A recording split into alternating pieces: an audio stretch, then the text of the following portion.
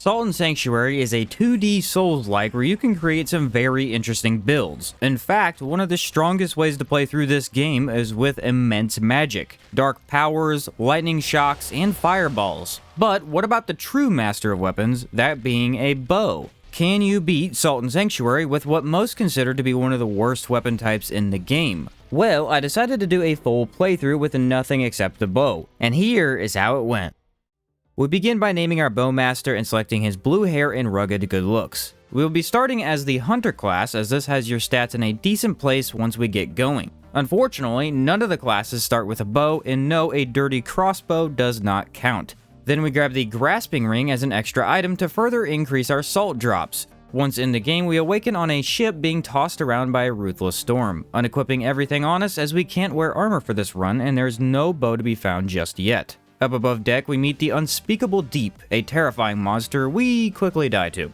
After being washed ashore on some strange island, we speak to an old man and join our first creed. I selected the 3, although not very familiar with this faction system at the time, I don't know which would have been the best choice. Inside the sanctuary, we unlock the first checkpoint and roll on out. Now between us and our first bow is one large tower with a boss at the top. You have to beat this boss to unlock the next section, meaning we're kind of stuck already for the run. Except there is a known trick to bypass this obstacle. Up on one of the open sections here, you can simply jump and break your knees to cheat your way to freedom. I died a few times thinking you could roll off, but no, it must be a jump off the ledge. Thankfully, this is directly above a checkpoint and we can figure it out quickly. Underneath this landing spot here is a lever you can pull with a self bow and 50 arrows. I was a little worried about the arrows, but 50 is a really solid amount to start with. At the next sanctuary, I take a different oath because I don't really know what I'm going to do with these yet, and start by summoning the merchants here. In this game, merchants are never actually at each particular sanctuary. Instead, you've got to find these stone idols around the world that summon in merchants at each sanctuary you place them at. These grant certain buffs to that area you're in, as well as letting you access their craft. At the merchant, I can buy arrows, ammo, and basic consumable items, and then the blacksmith lets me upgrade equipment or buy other weapons. The buffs offered by both these merchants are minor, but still helpful if you plan them out correctly. For now, I have no money or salt, so let's go rectify that. Grabbing the important bandaged ring in the tippity-top tower here, I equip that to reduce the wounding effect. Essentially, when you take damage in this game, your health is slowly decreased each time until you reach a checkpoint. The ring helps to decrease that effect overall. And now we take on the Sodden Knight. I only had 36 arrows at this point as I needed several for the area. Thankfully, defeating enemies with your bow will actually drop some arrows back to help alleviate the restocking issue.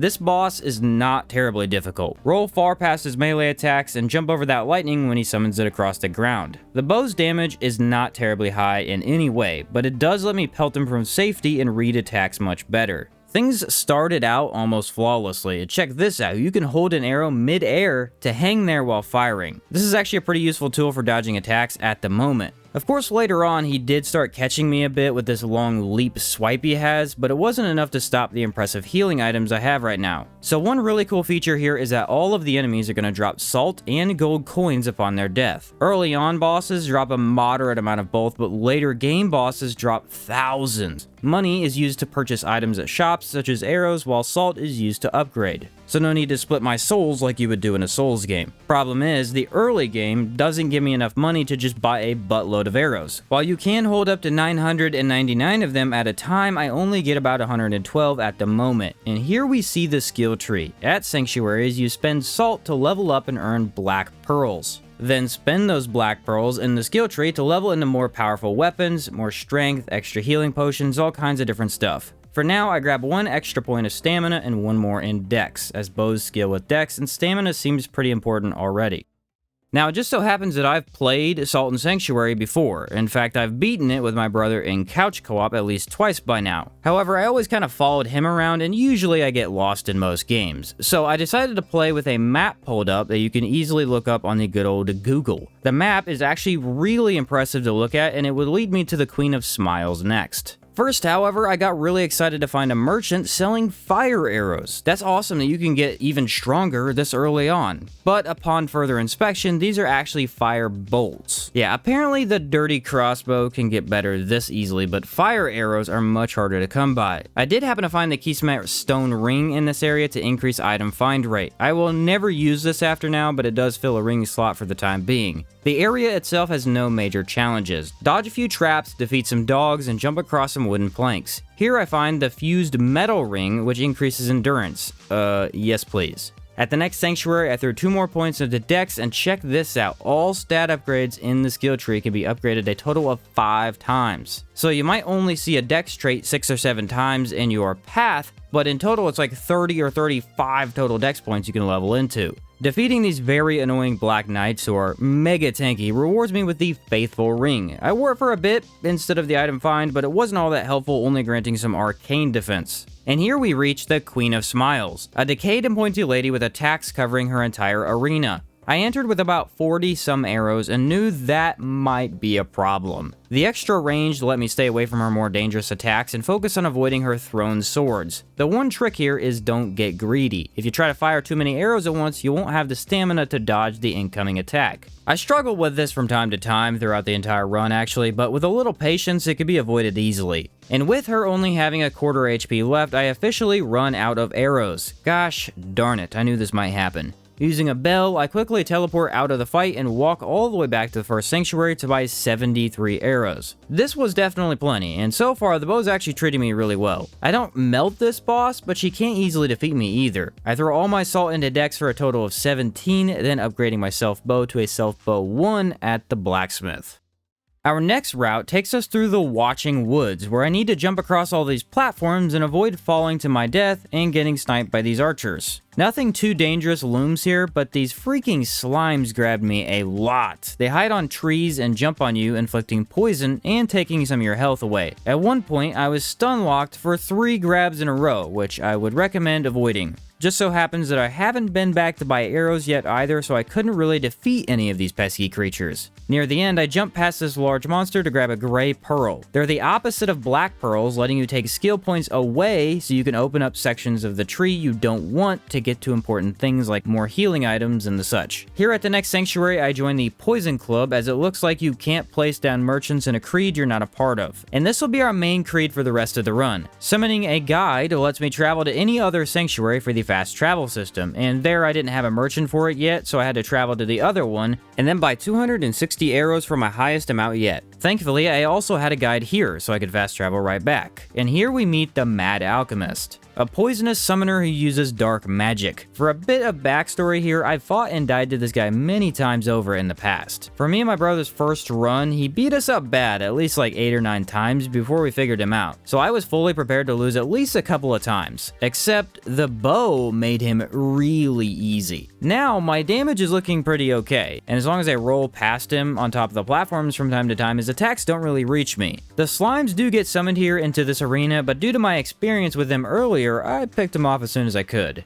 Not a terribly fast boss either, which really worked for me, because he eventually just stood there and took arrows for fun. In his final moments, he starts summoning lightning and fire, overwhelming with 3 different magic attacks. With some quick dodges, you can actually get past all of that and finish him off with an easy first try. In fact, if I'm not mistaken, I think I just no-hit that fight. Well, that's neat. Behind this arena is 1 free black pearl, which I then headed back to use my salt for access to 2 tier bows and 22 decks. Back at the merchant, I kinda wasted a lot of gold, that being 2500, as Sodden Sanctuary is a very dark game, so I wanted to buy the lantern charm to help light things up. But seems like that only goes on a melee weapon, and I can't even use those. Bummer. But at least we can rack up to 367 arrows now, and upgrade my self 1 bow to the self 2 bow for even more damage.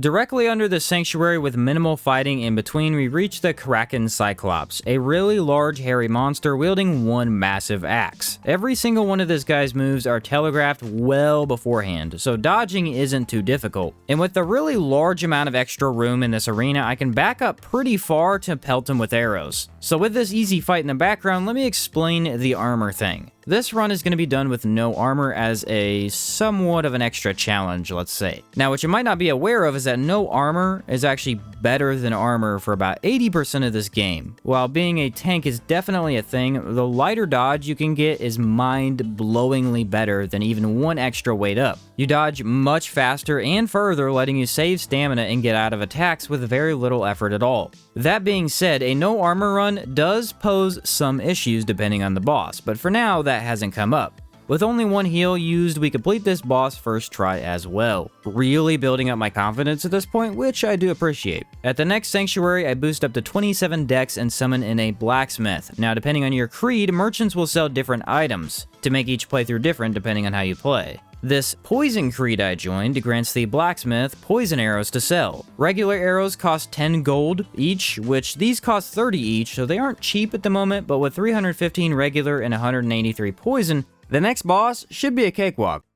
Directly above this same sanctuary, we have yet another boss. This sunken keep area is mostly jumping platform to platform, trying to avoid these alien guys that could grab you. Oddly enough, bow versus bow is one of my toughest encounters, as it's hard to get the arrow off without also taking one to the face. While exploring, I find the Mad Jester, an NPC that brands me with a new power. This ability allows me to activate black pylons. Each is going to switch the gravity, allowing me to walk on the ceiling. When I meet these crystals, the gravity switches back. It's required to access one of the more important bosses here in the future and a creative way to hide loot in different areas. Once finally through, we meet the False Jester, a fast and nimble sword wielder who can cover ground in one leap. Poison arrows almost instantly apply an overtime effect, slowly ticking away his HP. This doesn't seem to do all that much damage right away, but the amount whittled down over its entire duration is definitely worth it. Weirdly, this boss feels very similar to the first one we fought, that knight who coincidentally also had a single sword in hand. Neither are particularly hard in any way, but their attacks do come out really quick. Eventually, I settled into firing 1 or 2 arrows at a time and then pre-dodging just in case. It worked like a charm, and we again get a first try victory, which is awesome. We're now at the point in the game where arrows are no longer going to be a problem. Bosses drop enough gold from now on to always stock me well above the amount I would ever need. I summon an Alchemist and have her transmute my Self Bow 2 into a Vilehawk Bow 1. Transmuting is how you get different weapons like, say, boss weapons. Using materials from enemies and bosses, you transform your current item into something that is typically better. This does lower that item's level of power by 1 when doing so, but you can further upgrade it again in the future. I'm not even sure if this was the best idea, as the dex scaling from the first bow was S and this new one is A. I assume the base damage level is better, but it's hard to tell without some in-depth look at more weapons. And incidentally, this is going to be our final bow for like the rest of the run, which is cool with me since it does look neat and fits the poison theme I was kind of going for. We use our newfound power to walk on the ceiling and reach the Castle of Storms. And now we're in the first really long section of gameplay that I encountered. While the castle itself isn't enormous or anything, it does have some new enemies that beat me up pretty bad. Massive knights clad in heavy armor that take an insane amount of arrows to take down. Each does my entire health bar in every hit, and yeah, I still only have about 3 heals, which probably wasn't the best idea on my part. And then the frustrating Skourzh. These guys are quite challenging with a bow, as the draw time prevents me from stopping their attacks just in time. So whenever I see them, I'm not only taking some damage, but overtime damage from their fire. And usually they come in pairs. I did find this fun lightning trap that I used to cheese a knight with, and never really saw one of these again, so that was kind of fun. Towards the elevator, which I let down for a shortcut to avoid this entire castle, is the Mending Band, granting some passive health regen. This one I did wear for a little bit, as I'm gonna run with low healing items most of the game, and the healing isn't that good, but enough to matter. With about 30 dex for damage and 10 willpower for extra stamina, I now face the Kraekan Wyrm. And here's where the super clean run comes to a really solid brick wall. The dragon here actually has a very fast run back from a convenient checkpoint, which I know all too well, as I died here so many times. So many times. You see, for the most part, the dragon only has about 4 attacks that he does. This fire breath that you need to dodge all the way behind him as it hits you under his tail as well. 2 different melee attacks that both have this delayed AoE attached to them, and then he eventually flies away and sprays the entire area with fire. You can even dodge that one by running to the correct side, but the thing was, even one tiny mistake was instant death, and here's why. One of the very few times in the run that no armor becomes a problem. Later on, I would go back to find a fire ring in this castle, which conveniently enough I don't have right now, but apparently wearing that ring and some fire resistant armor makes you extremely resistant to his fire damage, which lets you focus on his melee attacks only. With no armor at all, any amount of fire fried my health bar in seconds. At first, I couldn't even get the big guy down to half health. My poison arrows seemed to do nothing, as even 10 arrows would never proc that poison, and just when I thought I had him down, he would fly to the other side and burn me when I didn't expect it. Man, this guy was nothing like the other bosses I'd fought so far. Eventually, I finally got that really good run. Absolutely no damage taken until the very end of the fight. Firing less arrows at a time so I could dodge twice instead of just once did the trick. He flew way more often this time, which is really great for the bow, as arrows still reach him up in the air. With me getting hit with a nasty jump right near the end, I got a last second dodge off and finished the beast with a clean headshot. This one was pretty brutal, and it didn't help that I lost all of my newfound salt to a jumpy swordsman while trying to find the next sanctuary. So all that hard work for no upgrades. With another new brand now acquired from this lady here, I can now wall jump to access more areas of the map. I also spend some of the gold I earned at a hidden merchant atop the tower, which gold, thankfully enough, isn't lost when you die. He has weapon upgrade materials for sale, so I grabbed a few. After some time, I found the next sanctuary and upgraded my Vilehawk bow 1 to bow level 3. Then stocking up on 600 some arrows and almost 400 poison ones. Now we find ourselves in the Red Hall of Cages. This area could not exist for all I care. I must have been here for at least an hour and died like 3 or 4 times. There are, I think, 8 total areas that connect back to this one section. It might be one of the biggest hubs in the entire game for retracing your steps and getting back to bosses after collecting new brand abilities. This means that while it was easy to deal with the enemies for the most part, it's a king of mazes. So many different elevators and shortcuts that you can open up that I had to stare at the map at one point just to figure out where the heck I ended up. Luckily, there just so happens to be a secret sanctuary you can find here near the bottom that's blocked by a hidden wall. Inside is the Golden Creed, as I like to call it, which I don't really want to join now, but it just so happens this merchant, even when you're not in her creed, sells fire arrows. As far as I know, she's the only way to get fire arrows as well. As long as I remember she's here, I can have arrows, poison arrows, and fire arrows all in my inventory at the same time. For now, I just bought 134 of them and left to finish this nightmarish Hall of Red. With some more merchant items collected, jumping areas cleared, and a smaller checkpoint unlocked, I finally reached the Tree of Men, a large metal construct with a bunch of men dangling from it. Fire is going to shoot out on those platforms that lead up to his tall metal frame, and his stomps at the bottom send you reeling into the chasm below. This is typically the boss me and my brother always struggled with in co-op. Staying at his feet is nearly impossible as the AoEs are really tough to nail down. On the platforms it is much safer until you forget about the fire behind you and get melted. My strategy was to climb up and down the right side platforms, avoiding everything he could do as much as possible. The first advantage I had was range attacks, as I could hit the people chained to him. Those could be tough with melee attacks, but I sniped him down pretty quick. His fire blasts hardly ever hit you here, and with all the bodies now down, we aim for the metal head up above. But this is also where things get difficult. Here on out, the construct punches one platform at a time, typically aiming for the one you're on, forcing you to jump away. But if there's fire on the other platforms, you either eat that punch or the fire, and neither of them feel very good. With some decent attention to both aspects at the same time, I was getting in loads of damage and staying relatively safe. I did use all my heals, but now I feel like I could probably do this boss no problem after figuring out the loop. After getting greedy with only a sliver of health left, the metal monster goes down and we're back to first trying bosses once again. Feels good to be back on top after the dragon.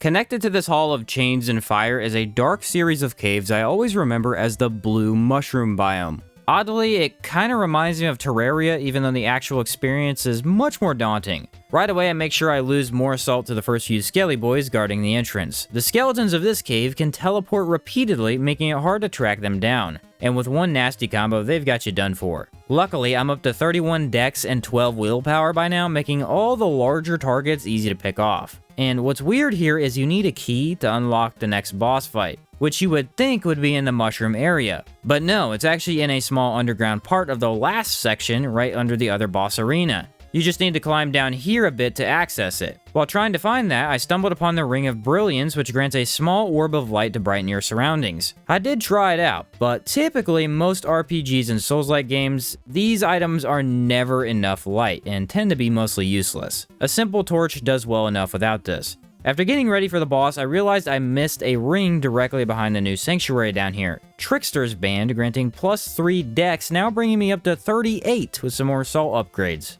Deep within the blue cave, we scurry onto an old pirate ship. Here we battle the Disemboweled Husk. The large pirate sports a sword and pistol. With my stamina up so high at this point, I can dodge the sword without any issues whatsoever. The pistol is another story altogether. I must stay in close to avoid the shotgun blasts, and then when he rains down bullets, spam dodging seemed to get me through unharmed. Be in the wrong place at the wrong time though, and that shotgun hurts bad, with almost no way to avoid it. Poison arrows didn't seem to apply the effect after many shots, so I switched to the normal ones, which did do much better. Kind of a weird fight, as staying far from bosses has been really strong so far, but instead staying in close was all I had to deal with the captain. He did almost get me with several gun spams in a row, but somehow I lucked out and shot him in the back for a first try win. While the bow is still not doing insane damage per se, it's relatively easy to use and shoots fast enough to stun enemies for me. With all that salt, I now have 40 dexterity and 16 willpower or stamina upon reaching the Mire of Stench.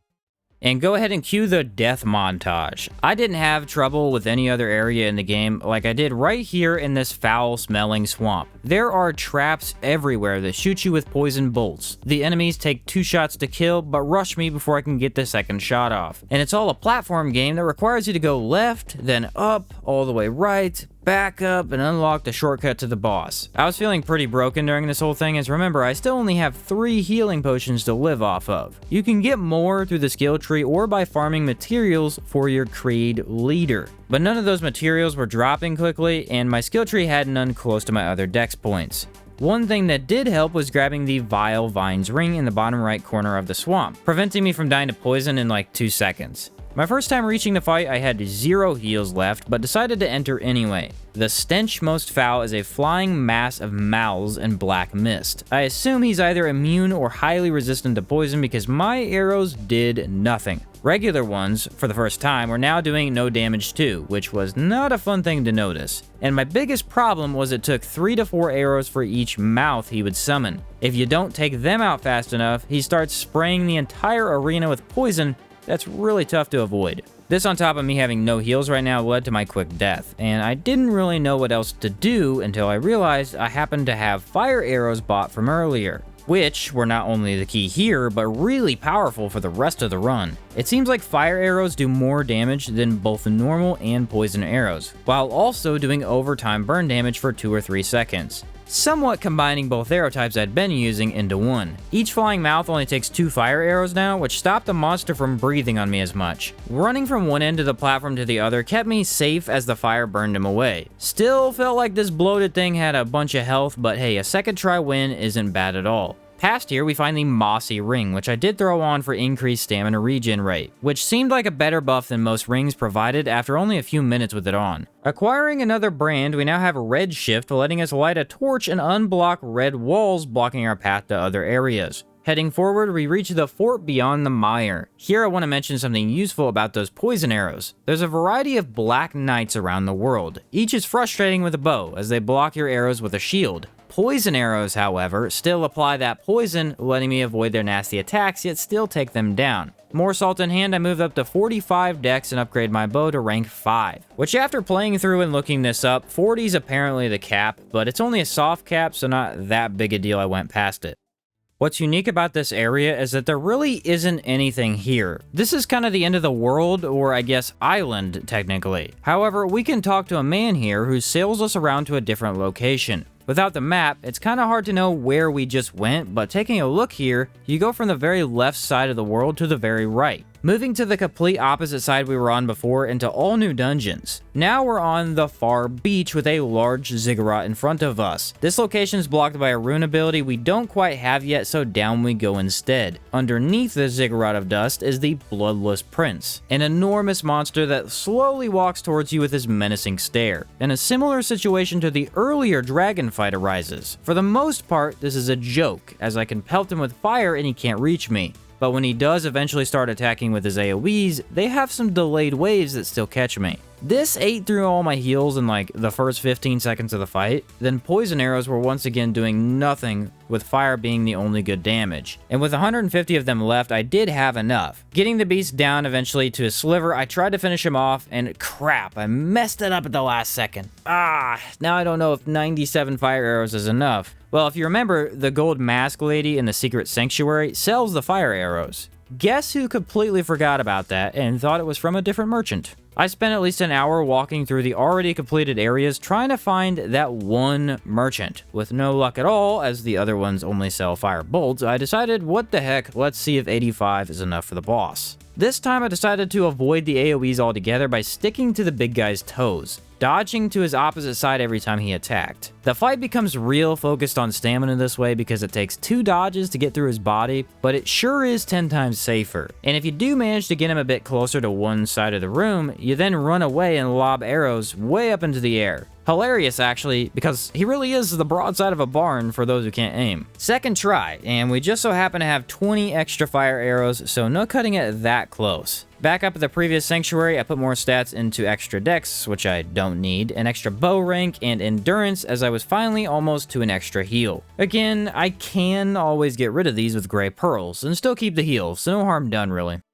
And aha! I finally remembered where those darn fire arrows were at. So with a short trip down to the red area, I bought the max of 999 of them. Most other significant areas we need to clear out are blocked, so we head up to the middle of the map where the Dome of the Forgotten can be found. Here there's not really any major enemies, but the File of Undersight is a very important item you need to use. Don't take this and you're not going to be able to see the ghost enemies here. They can really quickly gang up on you and thrash you to death, so keeping that up is a must. And honestly, I'd rather you not ask me how I know about it and just leave it at that. Protecting the lower half of this palace is the Untouched Inquisitor, a floating mage who is obsessed with blades. I think you would typically fight this boss a lot earlier, as my upgraded bow and fire arrows completely melted her. Get away from her each time she moves towards you, and this one's almost too easy. In fact, I think that might be another boss we no-hit on the first try, since the damage I took was outside the arena before I even got in. Pretty awesome.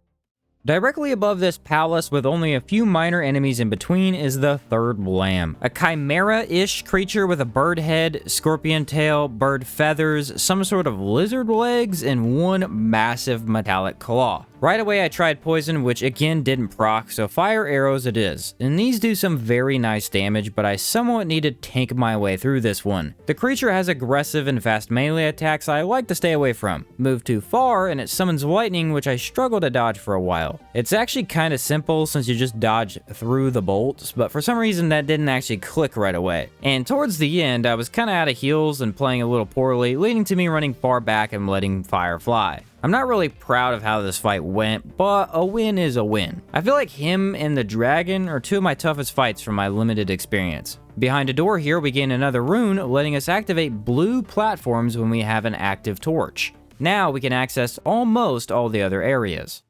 Back towards the ziggurat we couldn't enter earlier, I headed in for a bit of trouble. The mages here do a ton of fire damage, and even though there aren't that many enemies in the entire palace to begin with, each hits like a truck, and there's no checkpoint before the boss. Once again being forced to enter a fight with no heals, I died instantly to some attacks I was not prepared for, which spawned me all the way back in the palace. Instead, I teleported to a previous sanctuary on the right side of the ziggurat. And what do you know, there's actually another sanctuary inside this building, but it's on this other side. Still need to run through a few enemies, but not nearly as bad as that other direction. After some struggle, I baited the enemies away from each jumping section and moved my way up to fight the Dried King, a very tall undead fire mage. The last like 6 bosses didn't get poison on them, so fire and regular are my go-to. And oddly enough, the fire arrows do work well on a fire boss. Which, by the way, you can have 2 different arrow types equipped at any given time, letting you swap between them every other arrow or rely on a cheaper one until you need the extra damage. It made me really enjoy the bow the more I used it. For this fight, it's tough as you have no clue where the fire is coming from at first. Eventually, you start avoiding the firewall he summons underneath himself, and things get easier after that.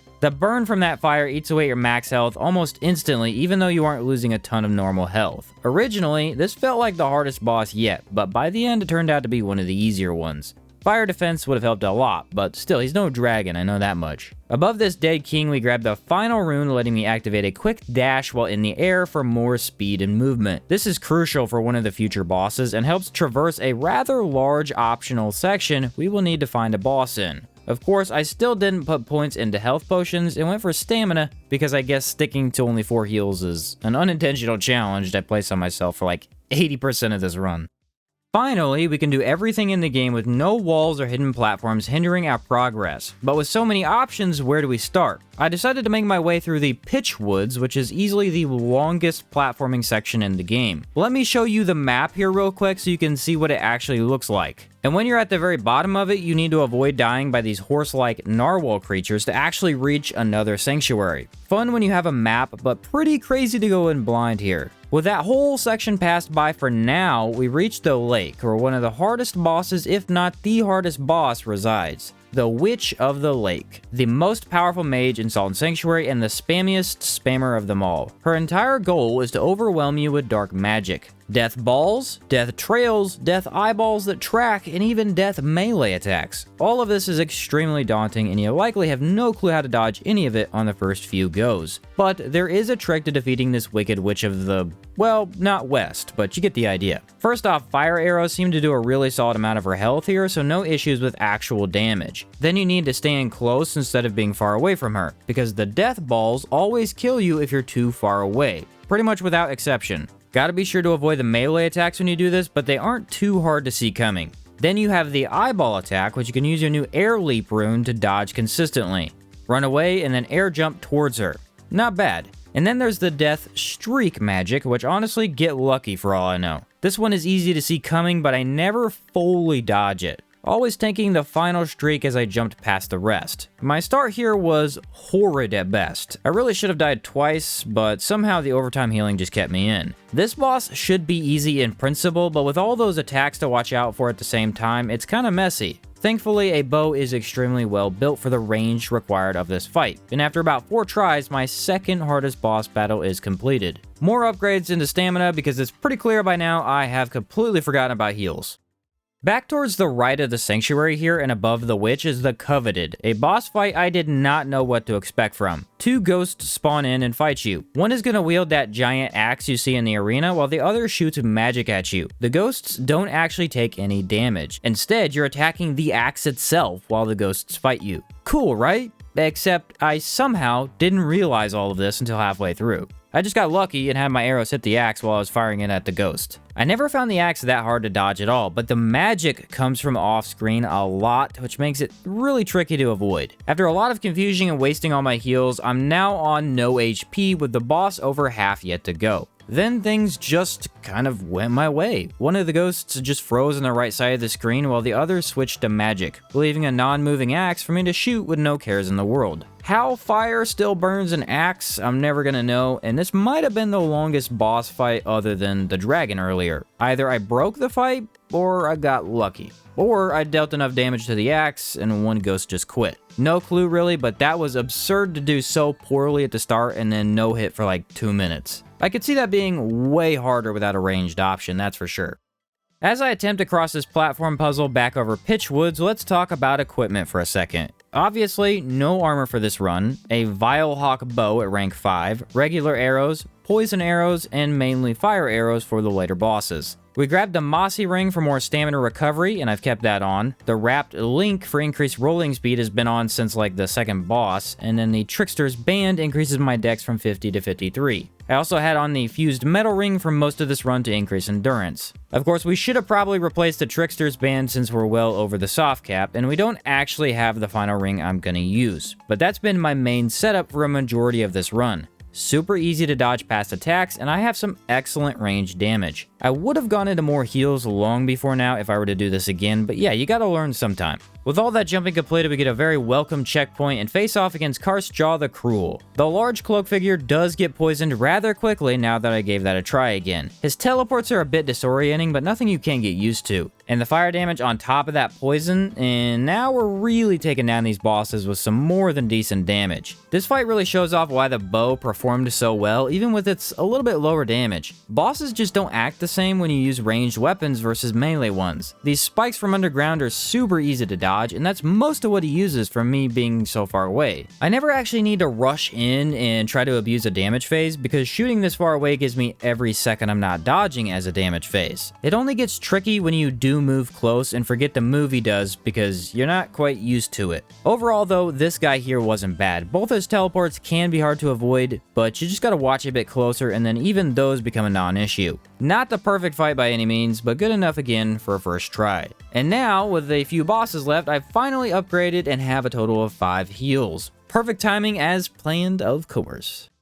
Now, we did defeat the witch residing in the lake earlier, but never went on into the next area, as we needed to come back to the previous one for a few bosses. Past there, we're going to enter into a more advanced structure. It's an alchemist area where they have some primitive technology seeming far more advanced than the rest of the world has. This is mainly seen in the advanced pipe structure here, a network of air flowing through large pipes that can carry you from one section to another. It all connects up pretty far, and taking a wrong pipe does lead you to an exit you didn't really want to be at, but especially with the map pulled up, it's not terribly difficult to navigate. There are far less enemies down here, although most are much more difficult to take down. The eyeballs are really awful if you let them get in close, but stuff like the large knights can be cheesed from afar. After reaching a somewhat awkward sanctuary location, I upgraded into 6 total heals and went to take down the Unskinned duo boss. We face off against one flying magic user and one large beast. The beast attacks with melee, while the mage mostly summons white circles of magic that damage you. Both are poisoned faster than any other boss yet, letting me focus on avoiding damage while still dealing a lot myself. Initially, I wanted the aggressive beast out of the way, however the magic user soon became a problem, as the magic that she summoned was cluttering my space too much. I tanked quite a bit this go around, as with double the heals, I didn't really have to play as scared, so to speak. And even though I was aiming for the mage, the monster went down first, as he was always taking my shots with his fat head in the way. Poison really took him out well, which I was surprised by this after it dropped off so hard in the mid-game. While the mage seems a lot more tanky, or maybe she just had more health, the beast was the challenge all along. I just plink away into the air and dodge a couple of times for a nice first try once again.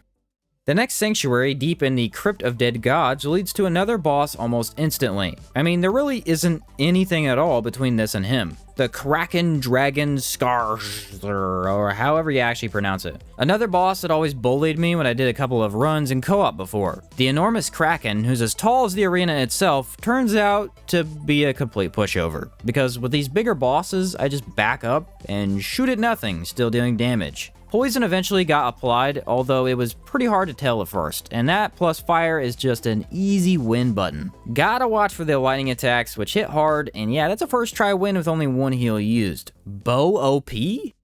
Directly after this, we can go take down the final boss. Yeah, right now we can go end the game. However, there are a few bosses I've not quite found yet, starting with the Forgotten King. The trio of undead might have the worst runback in the entire game, with this wall of drop downs you need to make eating away at your heals. Mostly it's jumping, but takes more time than you would like, going from checkpoint to boss. Also, how you're gonna find this without a map, I will never know. My first try was very unsuccessful. It's been pretty consistent for most of this playthrough that boss fights with ranged magic usually result in at least 1 death. The damage you take with no armor is nuts, and until you've seen how the projectiles work, there's very little chance you're just gonna dodge it on a whim. So after 1 quick death, I did the entire jumping section again and reached the trio for a rematch. We've got 1 wizard, 1 melee tank, and the king himself, who's a more aggressive melee opponent. Some of the mid-game boss fights are more challenging than later ones, mainly because of this jump dash rune. It lets you consume almost no stamina and still move really far away from attacks.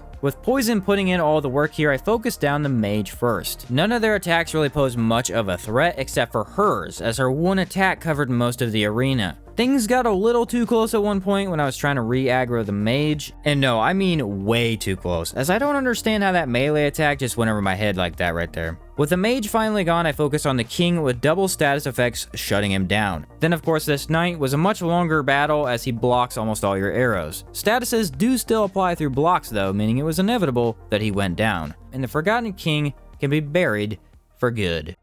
I now headed back to one of the very first sanctuaries and spent points into 8 total heals. Restocking back up to 999 arrows, I scaled up the Castle of Storms where we fought the dragon before. Here on this right side above the boss checkpoint is a hidden path of blue walkways you need that torch rune to access. Jump across and we're in the floating castle. A pretty darn cool way to hide another area and boss, which for me, there isn't anything important to mess with other than the boss herself. Actually, now that I remember, I fought like 3 different mimics here. They are scattered through the later sections of the game, but never are there this many in one area. Myrdiella Mal, if that's what she's called, an undead butterfly boss, if you can even call her that. Poison can be applied, although she seems heavily resistant, while fire arrows were still working wonders. She was largely no problem at all. However, this one attack that summons projectiles around her I found pretty tricky. You need to get close for them to all activate and then jump dash to avoid each individually. But get caught by one and usually the rest hit you. She's entirely magic for the duration of this battle. The light dodge just makes this one too easy, as I'm so often out of her range altogether. Although I am starting to suspect that bows aren't actually all that good. It's the arrows themselves that are crazy strong. Heck, in the late game, fire and poison arrows are the only thing I use, and fire in particular seems built to throw down with bosses. First try, easy win.